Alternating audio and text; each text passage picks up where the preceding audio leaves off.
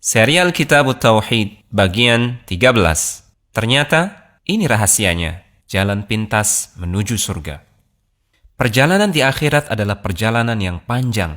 Untuk menunggu proses pengadilan Allah Subhanahu wa Ta'ala butuh waktu yang sangat lama. Bayangkan saja, sehari ketika itu sama dengan 50.000 tahun di dunia. Sebagaimana disebutkan dalam hadis Abu Hurairah radhiyallahu ta'ala anhu dalam Sahih Muslim. Selama penantian itu, situasi sungguh menakutkan dan mencekam. Kita butuh perlindungan dan keamanan dari Allah. Kita butuh naungan Allah. Ketika diadili di hadapan Allah pun, kita akan merasa kerdil. Akan ada rasa takut, rasa yang mencekam, menggerogoti jiwa. Orang-orang kafir bahkan berharap jadi tanah di hari itu. Setelah pengadilan Allah, hanya ada 2 tempat kesudahan, neraka atau surga. Tidak ada tempat yang ketiga. Belum lagi bentangan jembatan di atas Jahannam yang harus dilalui sebelum menuju surga. Tak ada jaminan selamat melewatinya. Namun tahukah Anda bahwa ada amalan rahasia untuk melewati semua kengerian di hari itu untuk langsung menuju surga dengan selamat? Ibnu Abbas radhiyallahu ta'ala anhu meriwayatkan bahwasanya Rasulullah SAW pernah bersabda di hadapan para sahabat yang artinya, telah diperlihatkan kepadaku sekumpulan umat. Aku melihat ada seorang nabi dengan umatnya yang jumlahnya tidak sampai 10 orang. Aku juga melihat seorang nabi yang hanya punya 1 atau 2 pengikut.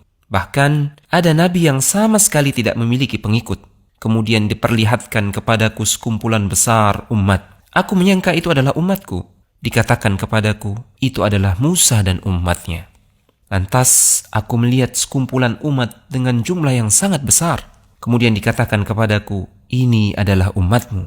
Di antara mereka ada 70.000 orang yang akan masuk surga tanpa hisab, tanpa perlu diperiksa dan diadili di padang mahsyar, dan tanpa adab. Kemudian beliau SAW bangkit lalu masuk ke rumah.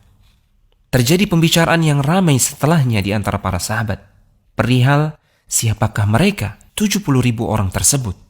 Seperti apa amalan yang mereka amalkan? Ada yang mengatakan mungkin mereka adalah yang senantiasa menemani Nabi SAW. Ada lagi yang mengatakan mungkin mereka adalah generasi yang terlahir dalam keadaan Islam dan belum pernah berbuat kesyirikan sedikit pun kepada Allah. Belum tersentuh oleh zaman jahiliyah yang syarat akan kesyirikan. Kemudian mereka menyebutkan beberapa hal lainnya.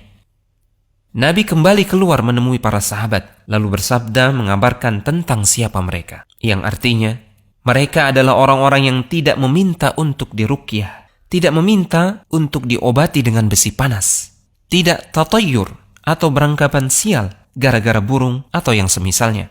Dan mereka senantiasa hanya bertawakal kepada Allah semata. Salah seorang sahabat yang bernama Ukashah bin Mihsan radhiyallahu ta'ala anhu lantas berdiri seraya berkata, "Duhai Rasulullah sallallahu alaihi wasallam, doakan agar aku termasuk mereka." Rasulullah sallallahu alaihi wasallam bersabda, "Engkau termasuk di antara mereka." Ada lagi yang berdiri mengatakan hal yang sama, "Doakan aku juga agar termasuk mereka, duhai Rasulullah sallallahu alaihi wasallam." Beliau menjawab, "Engkau sudah keduluan, Ukashah."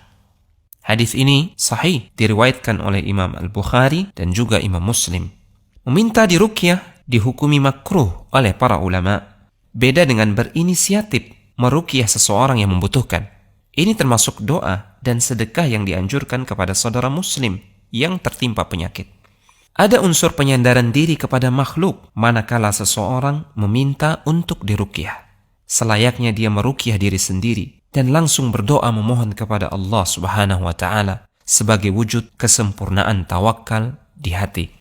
Para ulama menjelaskan bahwa meminta ruqyah, mempraktekkan kai atau pengobatan dengan besi panas, beranggapan sial gara-gara burung gagak hitam misalkan, adalah perbuatan yang bertentangan dengan tawakal dan kesempurnaan tauhid. Mereka yang masuk surga tanpa hisab dan tanpa adab adalah orang-orang yang totalitas dalam bersandar dan bertawakal kepada Allah dalam setiap urusan mereka. Pikiran, lisan, dan raga mereka tetap berikhtiar untuk meraih tujuan.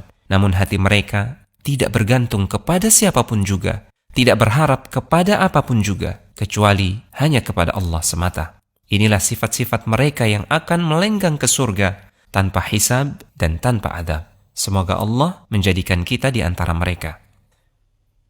Telegram channel Kristal Iman.